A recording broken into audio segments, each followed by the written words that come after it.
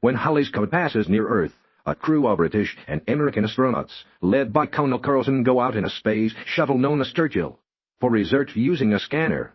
They end up discovering that there's a 5-mile-long spaceship hiding in the Comet's tail, so a small team is sent to investigate. The spaceship seems to be organic, and the astronauts marvel at the different structures they find inside. They are so shocked to discover hundreds of scrawny creatures that looked like bats, but their bodies are so old and dead that it's easy to just break a finger by grabbing it. When the team grabs one of these creatures to take back for research, suddenly a huge spaceship appears above Churchill. At that moment in the spaceship, a hole in the wall begins glowing, scaring the astronauts. Carlsen still orders them to go through it, and the crew reaches another room where they find three naked humanoid beings in suspended animation inside glass containers.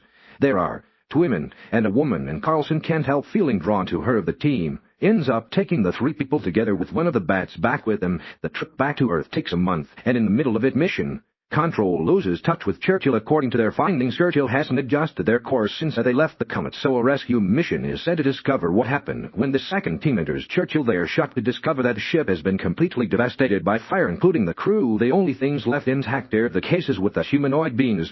Then the rescue team looks for the ship's tape recordings, which are taken together with the tray to the European Space Research Centre in London. Dr. Dubovsky and Professor Follida watch over the beings, and Dubovsky reports that the case is opened on their own. During the investigation, they want to dissect the bodies, but first they'll need Follida's confirmation that the bodies are dead.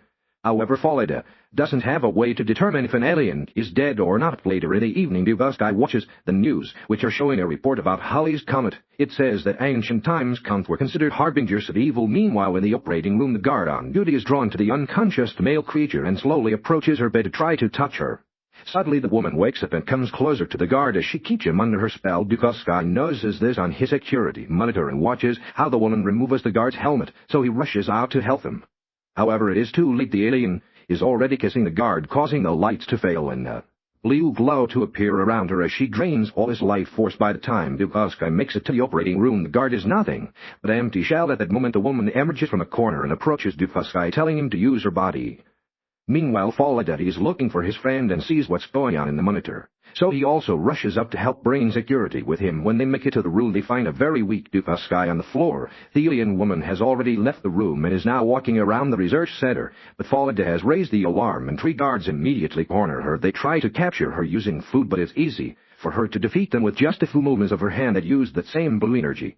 Follida also heads down to the main lobby to go after her, but the woman has already used her powers to break the glass doors and escape. The building officials soon arrive at the scene, including Colonel Kane, the leader of the investigation. Dubovsky and Follida take him to see the burnt guard, and when Kane asks Dubovsky how the creature overpowered him, Dubovsky confesses that the woman's charms overwhelmed him. Dubovsky also reveals that the tapes from Churchill were destroyed in the fire, but the files were intentionally erased, and since an escape pod from Churchill is missing, all this implies that someone might have escaped. They've also scanned the creature's cases, but the tray only returned blurry images, which indicates that the cases aren't physical objects. Dubovsky thinks that they actually may be force fields. After Dubovsky excuses himself, Follida explains he thinks the woman drained the guard's life force and potentially a portion of Dubovsky's. This makes Kane call the woman a vampire, and Follida agrees. Meanwhile, guards watch over the two alien men and argue over if the creatures are alive or dead, because they keep getting the feeling something is moving. Suddenly, the room explodes and all doors are destroyed. The aliens have woken up and are trying to escape,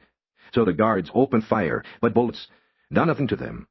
Next, they try throwing grenades at them, which seem to defeat them to the point there are no bodies left. In the operation room, the doctors try to do an autopsy on the guard, but when they are about to start, the guard's decaying body comes back to life, giving them a good scare. Then the dead guard beckons one of the doctors for help, and the doctor approaches him, drawn to the creature like the others had been drawn to the woman. The guard immediately drains the life force out of him, and thanks to this returns to his normal form. However, he also panics when he realizes what he's done. At that moment, a bunch of guards arrive and proceed to sedate him before locking him in isolation. Follida suggests isolating the fallen doctor's body as well, believing that it could reanimate like the guard. Kane receives a report about a desiccated female body found in a park, so they head there. Eyewitnesses claim that the woman was with another dark-haired woman that hadn't been wearing any clothes. But unfortunately, nobody saw where the strange woman went. The investigators notice that the victim is missing her clothes, and they guess the alien women took them. Sometime later, Kane and Follida shows her see around the facility, while they keep an eye on the victims of the aliens who have been locked up. The guard is currently struggling because he craves life force from humans, and after 2 hours of failing to sustain himself and thrashing in his cell, the guard returns to his diseccated form. When they poke his body, it's revealed that his inside ship turned into ashes. The fallen doctor also ravages in his cell, eventually exploding into ashes too. The woman from the park is strapped to bed, and she suddenly reanimates, shaking in such a way that she makes the cardiac monitors attached to her body explode. Right before she explodes as well, at that moment the team gets a call telling them that a Churchill escape pod has been found. Tag says with Carlsen inside, traumatized but alive soon, Carlsen is taken to London, where the executives welcome him and ask for details about what happened in Churchill. Carlsen explains that they transported the aliens into the ship and kept them in a safe room for isolation. But during the journey back to Earth, the crew began to exhibit weird behaviors, like destroying the ship's controls without remembering it later. One by one, the crew members died without any trace of how until Carlsen was the only one left. Carlsen believed that it was the aliens' fault, and when Churchill was coming closer to Earth orbit, realized he had to stop the creatures from causing trouble on Earth too. He released gas inside the ship before setting the bat-like creature on fire. Then he entered the escape pod just before the ship erupted. Carlsen also admits that it had been hard for him to leave the alien woman later. While Kane monitors Carlsen in his sleep, Dukatsky reports that an unusual structure has left Halley's comet and is heading towards Earth. During his sleep, Carlsen dreams about the alien woman and sees her appear in the shape of a bat-like creature. He is greatly afraid of her, but at the same time, he could feel that connection to her, and suddenly they start getting flashback while ignoring the chaotic lights around them. The woman begins taking his life force, not stopping when Carlsen tells her it's too much. Suddenly Carlsen wakes up screaming and claiming that the woman is draining him. The team decides to use hypnosis to assess his mental state, and it's revealed that Carlsen's got a telepathic link to the female alien. He uses that link to discover that the woman has taken another person's body and is now sharing it with the original owner, Ellen. It seems the alien is searching for a healthy man to drain, but not enough to kill. Carlsen has a vision of the woman flirting with an elderly man who's driving her around. So Kane attempts to search for the elderly man using the license number that Carlsen saw in his vision. Afterward, Falada is studying an ancient sword he's recently purchased when someone brings him a tissue sample from the aliens. So he takes it to the lab for observation. There, he receives the visit of a mysterious surgeon. In the meantime, Sir Percy reveals that the elderly man from the vision is dead, but he is sure that he dropped Ellen off at an asylum. Carlsen, Kane, and Sir Percy travel to his asylum to meet with hospital director Dr. Armstrong, who takes them to Ellen's quarters. They question her about the elderly man, and when she says she doesn't know what this is about, Carlsen gets violent, hitting her and pushing her against furniture. After some struggle, Carlsen finally senses that the alien woman is no longer in her. Then Carlsen interrogates Ellen again, but Ellen resists, because she also shares a connection with the alien woman. At that moment, Ellen kisses Carlsen and passes out. This insight allows Carlsen to know the new body that the alien might be inhabiting with Armstrong's help. They identify the description as belonging to a patient in solitary confinement. Carlsen asks them to prepare the patient for hypnosis, but at the last second he injects Armstrong with the sedative instead, revealing that here at Armstrong's mind he suspects that the alien woman is possessing him. Armstrong wiggles in pain and falls to the floor, where he quickly passes out, then is taken to a private room where Carlsen tries to talk to him. But Armstrong says the woman won't let him communicate before her screams. Carlsen injects Armstrong again before a woman's voice begins speaking through him, teasing and tempting Carlsen. She reveals that she and the two men took on human shapes when Carlsen and his crew entered the ship, and that the woman adapted her form using Carlsen's thoughts. This also allowed him to learn his language. Carlsen becomes agitated, shaking Armstrong's body. Ash begs the woman to let go of his mind. However, he finds himself unable to resist the woman and kisses her through Armstrong's body. Suddenly lights spark in the room. The blue glow appears and diamonds begin flying around while Carlsen gets stuck holding Armstrong's body. Thankfully, King cuts in and injects Armstrong with 2 more sedatives, instantly freeing Carlsen, who announces that they are too late to stop the woman. This makes Kane wonder if the woman deliberately lured them away from London so she could continue to spread her influence there, meaning there are new victims in the city that will be seeking even more victims to keep on spreading this curse. Unfortunately, they discover that the flying objects killed Percy. During the incident, dragging the bodies with them, Carlsen and Kane escape in a helicopter and get a call from Falada, who reveals that he killed one of the alien men by impaling him with an iron sword. It turns out that 2 alien men didn't die in the explosion. They escaped by taking over the bodies of the guards. Falada has discovered that instead of the heart, the alien's weak point is a few inches below it, and he thinks that vampire legions are based on a past encounter with this alien race. At that moment, blood begins spewing from Armstrong's and Percy's orifices, causing the helicopter to start shaking. The blood gathers at once, but slowly takes the shape of the alien woman before splattering. Then Carlsen announces that the woman is no longer in Armstrong, but she is in London. He also finally confesses that he had been so captivated by her that he destroyed Churchill's control panel and the tickets. Then he woke her from the cage, and she took some of his life Force while giving him some of hers. They're sharing a kiss when the team makes it to London. They discover a plague has taken hold. Citizens have become rabid vampires and are rampaging through the city, causing a wave of violence, chaos, and horror on every street. Carlsen and Kane head to the Prime Minister's war room to discuss a possible plan.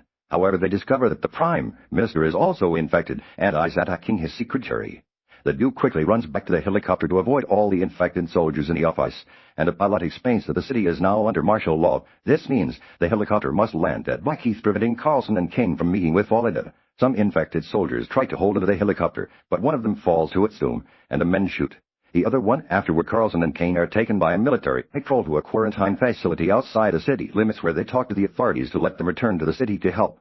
The soldiers tell them that the ship from Halley's Comet is parked right above London, and when they go outside it, they find a beam of blue light going up to the sky and into the ship. Carlsen identifies the blue lights as human souls being collected by the ship in the city. The light beam goes through the streets to pick up those souls.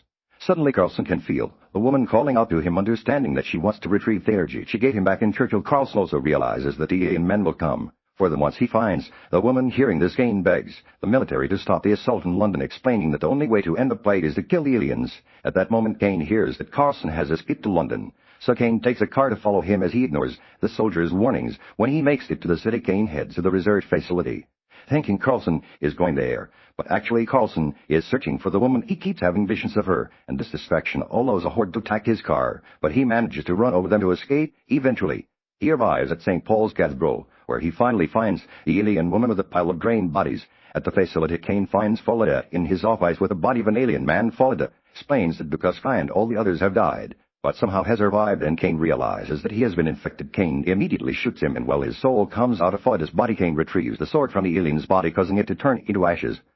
When he makes it to the door, he finds the streets on fire, but he has no choice but to run outside because there's another horde behind him. Meanwhile, Carlsen finds the woman lying on the altar as a central point of the life force being drained from Earth. Carlsen is still magically drawn to her, but this time is at least aware of her intentions. When the woman tries to persuade Carlsen to join her as she ascends into the light, he manages to remain still. Kane heads to the cathedral, but hordes of infected people run after him, often leaving him cornered in small spaces. At that moment, the blue lights arrive at this part of the city, taking the life forces of the victims and opening the way for Kane. He finally arrives at the cathedral and finds the second alien man standing at the doorway, consuming the life forces from the infected people. Kane stabs him with a sword and watches him transform into a bat-like creature before disintegrating. After retrieving the sword, Kane goes inside and finds Carlsen feeding his life force to the woman in a very naughty way, so he tries to get his attention. At first, Carlsen doesn't read, but when he finally snaps out of it, he reaches out for the sword. Then he stabs the woman, ending things for himself too. In the process, the wounded woman returns to her spacecraft and releases a flash of blue energy that tears off the top of the church, taking Carlsen with her. The two ascends the column of blue light of the vessel that contains all of the planet's human souls, and all the infected begin dying one by one, while King can only watch the ship get away. Inside the ship, the woman is back in her crystal coffin, sleeping while the energy gathered from the souls fuels the ship, so it can leave Earth and head back to the comet it came from.